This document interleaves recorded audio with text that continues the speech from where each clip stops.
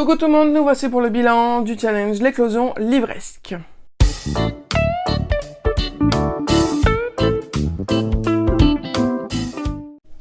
Donc l'éclosion livresque, c'était un challenge lancé par Orphea et Little Bookbinder. Donc c'était un challenge qui se déroulait de mai à juin, il me semble, c'est ça, du 1er mai au 21 juin. Ce challenge, pour ma part, je l'ai commencé que début juin, parce qu'au mois de mai, j'ai fait le mois de la fantaisie. Mais si, je dis des bêtises, en mai, j'ai lu quelques BD pour le challenge, mais niveau roman, j'ai vraiment tout lu du 1er au 21 juin, entre guillemets, ou fin mai jusqu'au 21 juin. J'étais dans l'équipe des Edelweiss, du coup. Malheureusement, nous avons fini 4e. Nous avons fait de notre mieux, ce n'est pas très grave. J'avais une palle à la base, comme dans tous mes challenges. J'en ai lu la plupart qui étaient prévus, mais voilà, d'autres ont changé, d'autres ne me plaisaient plus, etc. Voilà, il y a eu aussi des nouveaux arrivages, etc., qui ont fait que mes priorités ont peut-être changé. Mais dans l'ensemble, c'était plutôt pas mal. J'ai apporté mon petit lot de points à l'équipe. Donc, ma foi, commençons, parce qu'il y en a quand même pas mal. Donc, pour le critère couverture bleue, j'ai lu Papier Rebelle de David Walliams. Bon, là, je l'ai pas parce que c'est un emprunt au boulot. David Walliams, c'est plus un auteur à défendre. J'adore cet auteur, je suis en passe de lire tous ses romans, bien que d'autres me tentent un peu moins, mais voilà, j'aimerais beaucoup découvrir vraiment sa collection entière et me faire un avis sur son œuvre intégrale, et puis pourquoi pas vous faire une vidéo sur cet auteur, parce que vraiment il mérite d'être connu, il mérite de se faire entendre grandement. Donc Papier Rebelle, c'est une histoire qui pourrait en toucher pas mal d'entre vous. Donc ça va être un petit garçon qui est très lié avec son grand-père, sauf que ce grand-père, depuis qu'il a fait la guerre, il perd assez souvent la tête, il fait souvent des bêtises, il s'échappe. Et donc du coup, les parents du garçon, les parents du petit garçon, et donc du coup le fils du grand-père, en a un peu marre, sa mère, sa femme aussi en a marre de devoir se lever la nuit pour aller le chercher en haut de l'église, par exemple. Donc du coup, ils vont le mettre dans une maison de retraite. Sauf que cette maison de retraite, ce n'est pas vraiment une maison de retraite, c'est plutôt un gros traquenard pour dépouiller tous les petits vieux. Et donc du coup, son petit-fils va vite découvrir ce qui se passe dedans et va organiser son évasion. Et lors de cette évasion, ou dans tout le roman tout court, en fait, vu qu'il a fait la Seconde Guerre mondiale, il était dans la Royal Air Force, il était pilote des Spitfire. Il y a beaucoup de passages où il se remémore l'époque de la guerre, ou même des fois, il pense que c'est encore la guerre, dans ces moments d'absence. Il pense que c'est encore la guerre, donc c'est vraiment un roman très touchant, très émouvant, et voilà, ça peut en toucher pas mal d'entre vous, cette relation avec ce papy qui ne demande qu'à réaliser en fait son dernier voyage en Spitfire, et voilà, c'est vraiment une aventure vraiment sublime. Faut pas prendre peur parce que c'est l'un des plus gros, avec Code Bananas qui fait à peu près 500 pages chacun, même 521, je l'ai marqué. Donc faut pas prendre peur, parce que David Walliams, c'est un peu comme Roald Dahl, il y a beaucoup d'illustrations, des fois il y a des pages où c'est beaucoup des onomatopées, ou alors des phrases criées, écrites en gros caractères, ou voilà, c'est vraiment hyper bien aéré, hyper bien aménagé, donc au final les 521 pages, on les sent pas du tout passer. Là je suis très contente, parce que du coup ce que j'ai lu là, et avec Code Bananas, que j'ai fait acheter pour ma bibliothèque, ils sont déjà partis chez les enfants qui avaient envie de découvrir du coup la Seconde Guerre mondiale, mais avec un côté un peu plus humoristique et un peu plus humoristique et léger, plutôt que solennel et grave. Ensuite j'ai lu, alors, parce que du coup j'ai fait ma petite pile dans l'ordre. Vous spoilez pas là. J'ai lu ma pire semaine de vacances. Alors là, tous les livres que je vais vous présenter, en fait, vous pourrez les retrouver dans le bilan du mois de juin. Oh non, juillet, oui. Dans le bilan du mois de juin, donc je vais assez rapidement passer. Donc voilà, pour David Walliams, j'avais remporté 10 points. Pour celui-ci, j'ai remporté 5 points en validant le livre où le personnage principal est dans la nature. Je crois qu'on peut pas faire plus nature que ça, avec l'intrigue qui se déroule en pleine campagne et surtout dans les champs, dans les jardins, vraiment là où à l'air libre en fait, où les insectes vont devenir énormes et vont du coup présenter une grosse inquiétude pour tous les villageois qui se demandent ce que ça ferait de se faire piquer par une guêpe de la taille d'une balle de golf. Donc c'était vraiment plutôt très très bien. J'ai pas grand chose à dire sur ce roman, aucun point négatif, c'était vraiment très léger, parfait pour la saison du mois de juin. Ça aurait très bien pu être aussi super pour le mois de mai parce que voilà, on est en pleine saison du printemps et de l'été, même je pense que ça se passe pendant les vacances d'été. Donc voilà, vraiment très estival et avec ce petit côté fantastique qui parle beaucoup de l'écologie, qui parle beaucoup de la situation des agriculteurs. Donc voilà, vraiment foncez dedans si vous aimez beaucoup toutes ces thématiques.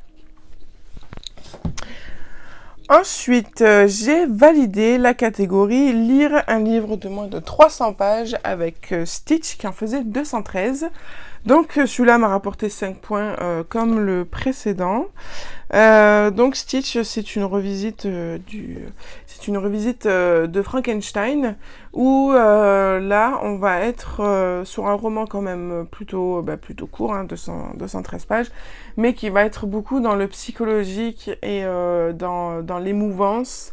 Parce que on va beaucoup être philosophique, se poser la question sur ce qu'est être humain, sur ce que ça engage d'être humain et ce que ça veut dire de nous, est-ce qu'on doit ressentir, comment on doit se comporter, etc. Et en fait, Stitch, du coup, il va découvrir en fait tout ce monde humain à travers de son ami qui, au départ, ne devait pas l'être, mais qui, au final, va le devenir. Et ça va être une amitié fabuleuse. Et va s'en suivre ensuite une autre amitié qui n'était pas du tout attendue, mais alors pas du tout. Et du coup, ça a été vraiment surprenant. Et voilà, et ça va être une jolie histoire du vivre ensemble. Et on peut se poser pas mal de questions aussi, du coup, sur ce qui est réellement l'humanité, ce qui fait notre humanité aussi, ce qui nous différencie des animaux. Donc c'était plutôt pas mal. Frankenstein, c'est pas une histoire que j'ai souvent lue, même que je n'ai jamais lu. Je n'ai jamais lu Frankenstein. J'ai surtout vu des films, mais lu jamais. Donc une très très belle façon de commencer sur cette histoire de Frankenstein. Ensuite, j'ai lu Bridget Vanderpuff, le premier tome, et la grande évasion pâtissière, du coup, de Martha Stewart chez PKJ. C'était un livre que j'attendais beaucoup lors de son annonce de sortie, de par mon côté pâtissière, qui, même si je suis devenue bibliothécaire jeunesse, reste quand même une partie de moi. Et il m'a permis de valider se dérouler en hiver. Parce que l'histoire se déroule en hiver, tout simplement. Pas l'intégralité, je crois, mais une bonne partie. Il m'a rapporté 5 points, mais au-delà de m'a rapporté 5 points, c'était pas non plus une lecture faramineuse. Dans le sens où c'est extrêmement répétitif tout au long de la deuxième partie du roman. C'est très répétitif et un peu lourdingue. Vraiment, je pense qu'on aurait pu amener les choses différemment, comme dans des tas d'autres histoires qui peuvent s'apparenter à celle-ci. Mais voilà, là aussi, c'est ce que j'ai dit dans le bilan de juin, c'est qu'il y avait vraiment des côtés très répétitifs qui étaient un peu longués et qui gâchaient un peu l'histoire qui était en soi plutôt originale, même si c'est quand même assez proche de la pâtisserie Bliss. Mais je pense quand même que j'achèterai le tome 2 et que je le lirai parce que c'est quand même quelque chose de très plaisant et de léger. Et ce n'est pas dit que dans le tome 2, on ait toujours ce côté répétitif parce qu'elle sera peut-être un peu plus experte alors qu'elle était vraiment dans l'apprentissage. Donc forcément, elle répétait souvent ses erreurs, elle répétait les mêmes les mêmes façons de faire pour apprendre, etc. Donc voilà, c'était un peu lourdeau, mais le tome 2, je pense que ça ne devrait pas être pareil. Donc on verra quand est-ce qu'il sort. Ensuite, ce livre-là, c'est un livre que j'ai lu peut-être pas dans la bonne période, parce que du coup, je l'ai lu la semaine qui a suivi le décès de mon beau-père. Donc ce livre-là m'a permis de valider lire le livre le mieux noté de ta palle. Bon, actuellement, il y en a d'autres qui sont rajoutés et qui sont mieux notés, mais là, au moment de choisir la lecture, c'était lui qui était le mieux noté. Donc c'est Les animaux presque disparus de Veronica Consantelli chez Hachette Roman. Donc c'est un roman où Georges, le prénom de mon beau-père, est un petit garçon qui va répondre à une annonce où une ferme de vers de terre cherche un apprenti. Donc, étant donné qu'en plus sa maman travaille beaucoup, n'a pas beaucoup de sous, il vient de se faire voler sa bicyclette et du coup, il va postuler à ce boulot pour se faire de l'argent et se repayer une bicyclette. À la base, c'est juste ça. Sauf que quand il se rend dans cette ferme vers de terre, il se rend compte qu'en fait, c'est une ferme pour tous les animaux disparus ou les animaux extraordinaires. Donc ça va à des grosses bébêtes tirées du monde imaginaire, ou ça va aux dragons, aux licornes, aux phénix, vraiment à plein d'animaux, et même aux dodos, il y a des dodos, et ils vont devoir protéger ces animaux, sauf qu'il va y avoir une société très vilaine, cachée, secrète, qui se fait passer pour des gentils, qui en veulent en fait juste à tous ces animaux parce que justement ils sont rares et qui sont très cotés sur le marché noir. Voilà. Donc Georges avec une acolyte, parce que c'est pas vraiment un ami dès le début, mais plutôt une acolyte, vont devoir se démener pour protéger cette ferme, trouver des solutions pour essayer de cacher ce secret le mieux possible. Voilà, donc c'était plutôt pas mal.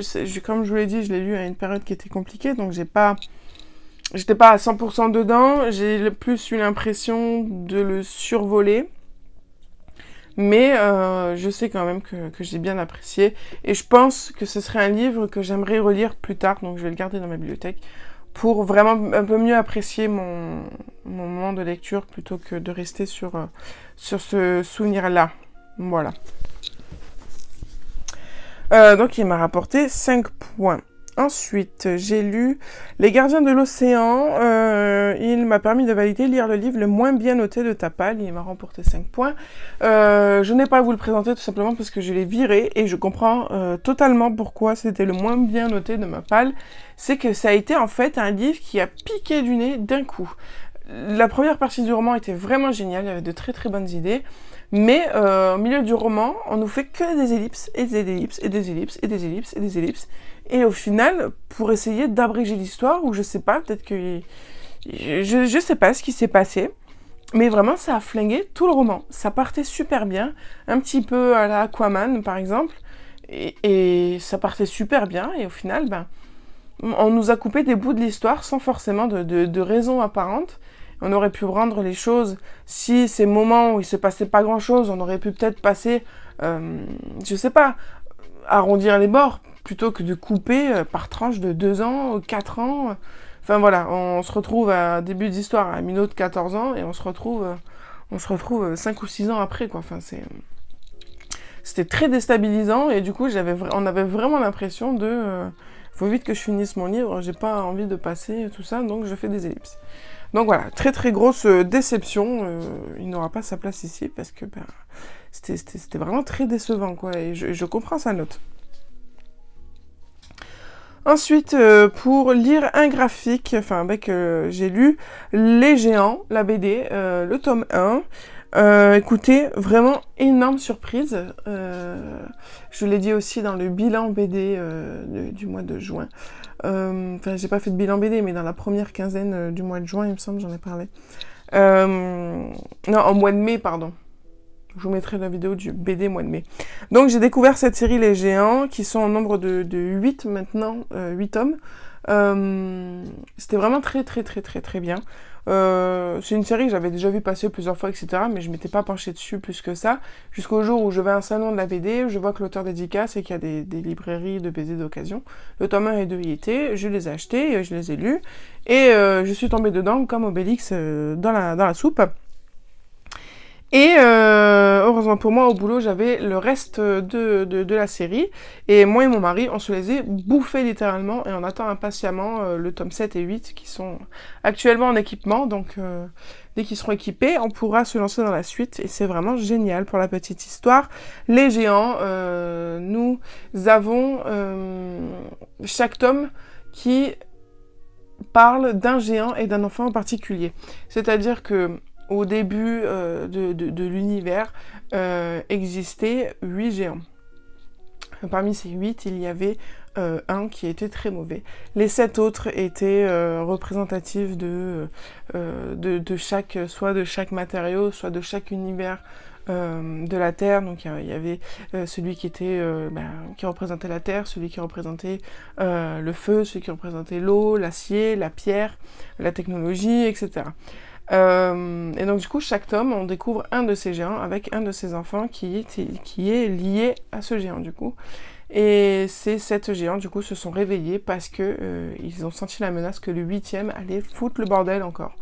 Et donc du coup, ça va être voilà cette réunion de tous ces géants et de tous ces enfants qui vont combattre contre ce géant qui veut du mal.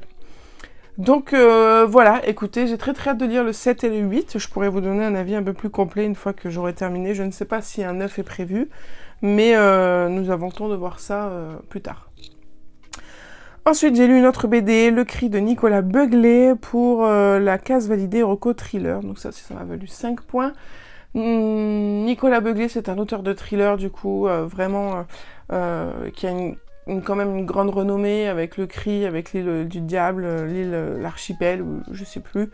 Et c'est pas quelque chose qui m'attirait forcément au niveau des romans, donc je me suis dit, vu qu'il fallait lire une Rocco thriller de cet auteur, j'ai tenté la BD. La BD, déjà, niveau graphique, c'était pas du tout ce que j'aimais d'habitude, mais je me suis dit peut-être que l'enquête va me porter.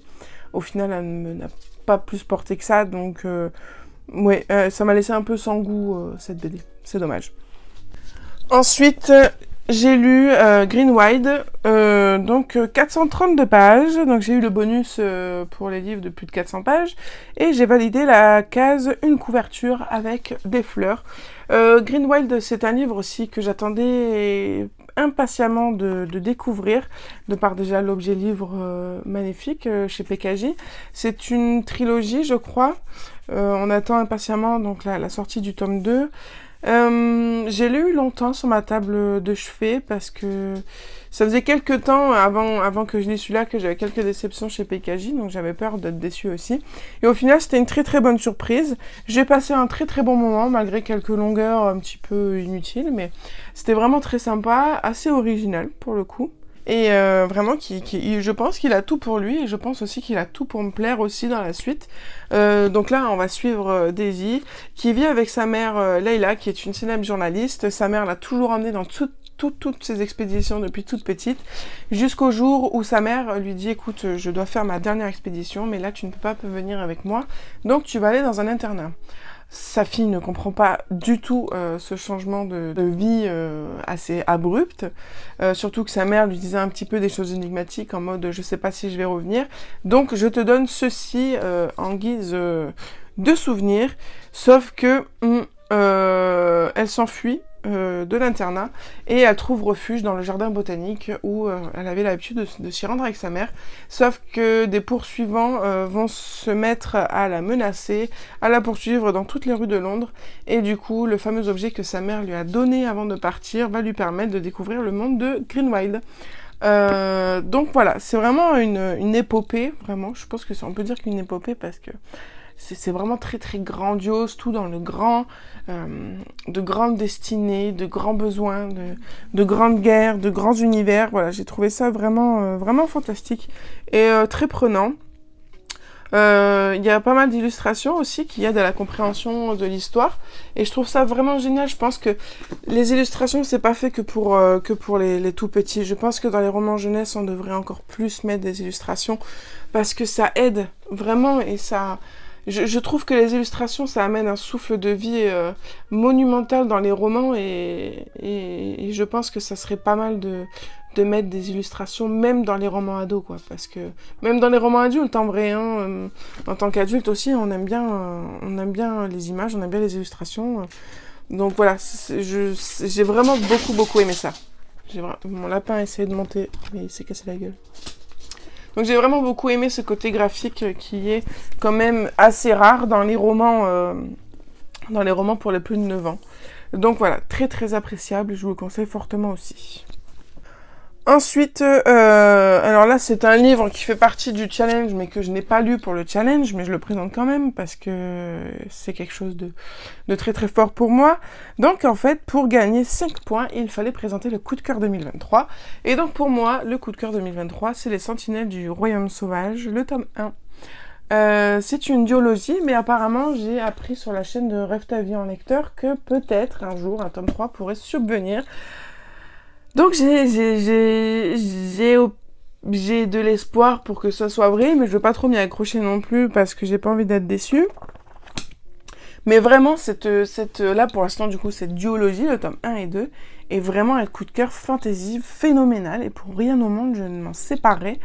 Parce que j'ai eu une expérience de lecture vraiment incroyable, de la fantaisie pure et dure, avec une jeune héroïne qui ne se laisse pas abattre par tous les personnages misogynes qui sont dans cette histoire, qui sont contre sa participation à des épreuves pour devenir sentinelle du royaume sauvage, parce que normalement c'est que des hommes, sauf que voilà, elle va se battre bec et ongle, quitte à aller à l'encontre même de sa famille pour tenter sa chance, parce qu'elle veut vraiment devenir sentinelle du royaume sauvage, et c'est même au-delà de la volonté, elle sent qu'elle est faite pour ça, et du coup elle suit son intuition, et rien ne lui fera changer d'avis.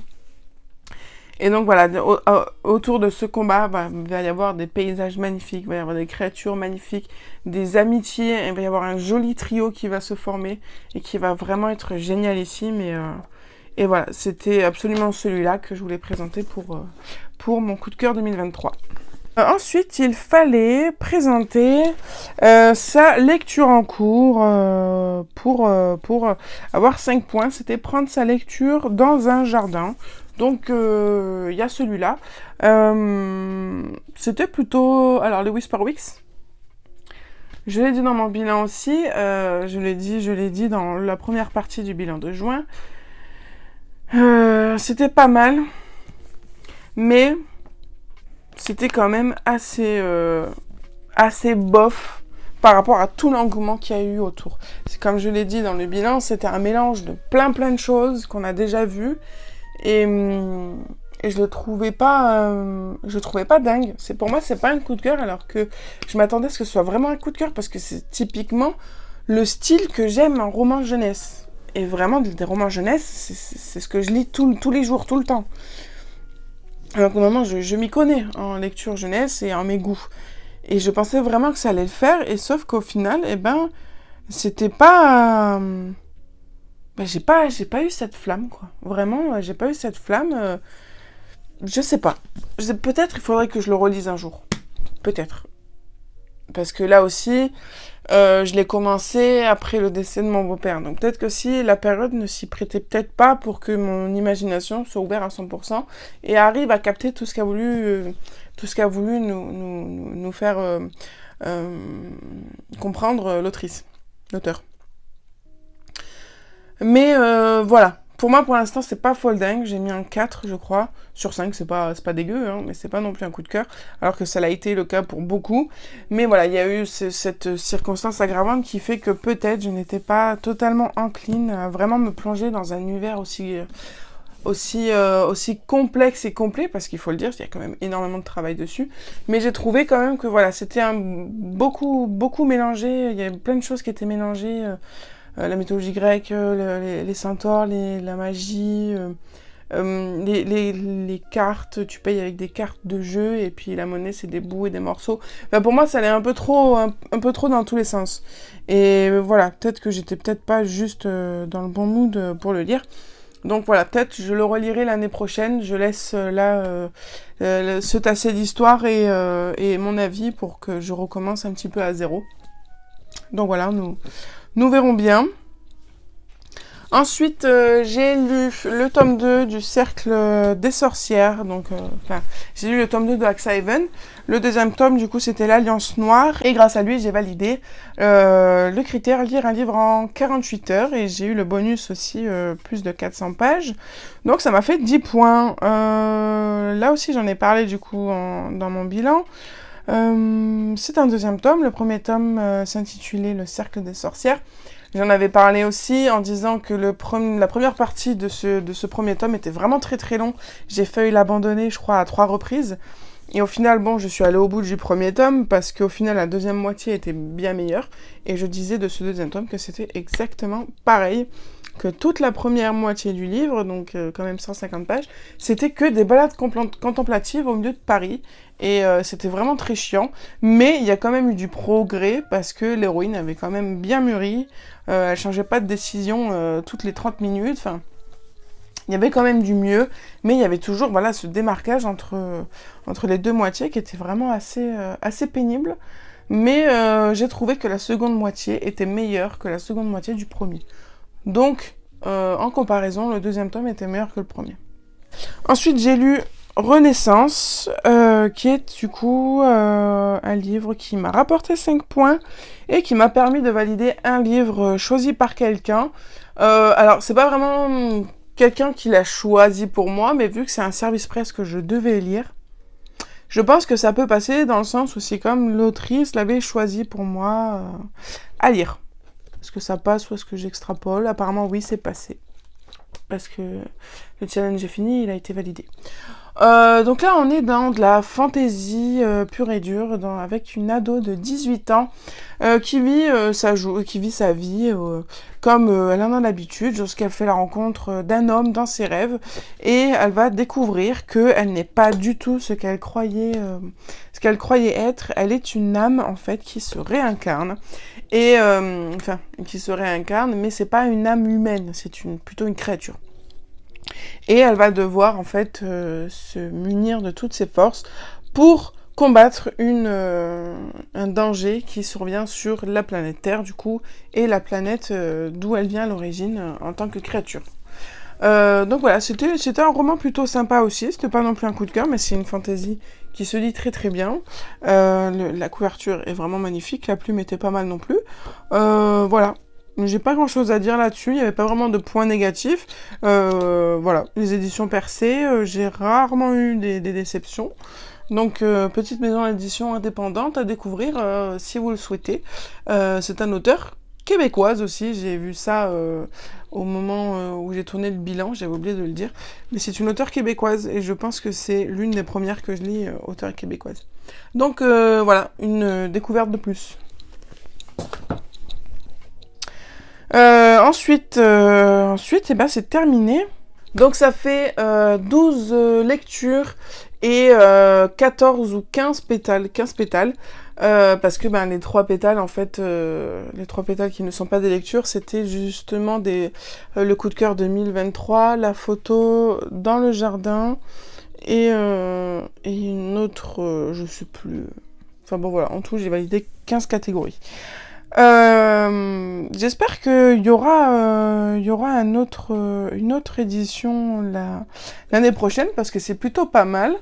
C'est pas des thèmes qui m'attirent d'habitude. Moi je suis plus, voilà, si on me demande, je suis plus le mois de la fantasy, le Tarot Books Challenge, le Magic Arm Books Challenge, voilà, tout ce qui tourne autour de la fantasy et du fantastique.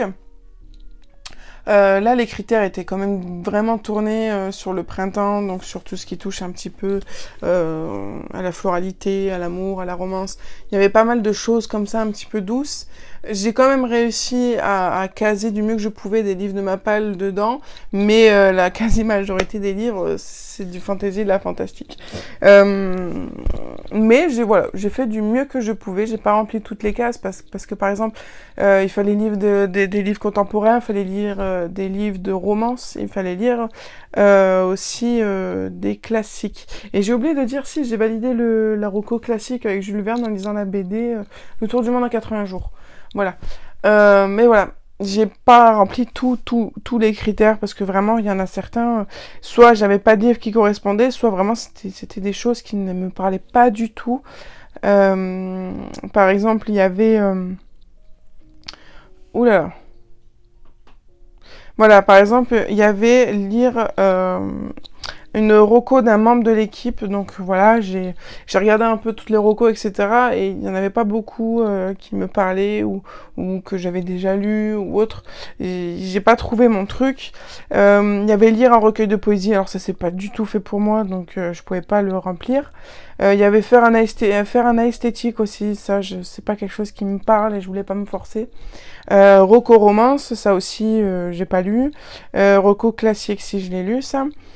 Rocco contemporain non plus, il fallait lire du Virginie Grimaldi et je suis pas prête à ça, ça me parle pas du tout du tout. Et ce que je n'ai pas fait non plus, c'est regarder une saison de série. Tout simplement parce que je regarde très peu la télé. Et là, la seule série que j'attendais, en fait, c'était la saison 2 d'House of Dragon. Et elle est sortie là, début juillet, en fait. Donc, je pouvais pas non plus le remplir pour le challenge. Donc, voilà, je suis plutôt contente de moi. Dites-moi vous, si vous avez participé et si vous étiez dans mon équipe. En tout cas, voilà, je pense que l'année prochaine, selon ce qu'il y a, peut-être que je pourrais faire mieux. On verra bien. En tout cas, écoutez, je vous fais plein de gros bisous. Je vous dis à très bientôt et puis de très bonnes vacances.